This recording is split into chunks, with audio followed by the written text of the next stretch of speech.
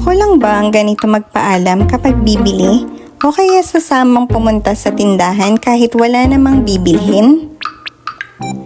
Ate, saan ka punta? Doon sa tindahan, bibili lang.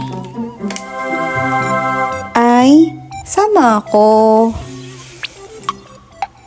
Paalam ka kay nanay, baka hanapin ka.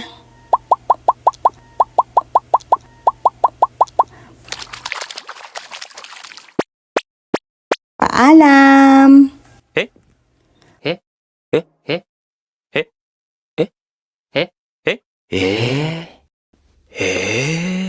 O, diba? Galing ko magpaalam.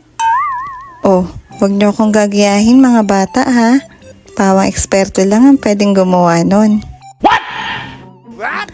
Joke lang. Dapat magpapaalam ng maayos. Bata pa kasi ako noong mga panahon na yan. Hi guys! Salamat sa panonood. Sana nag-enjoy kayo.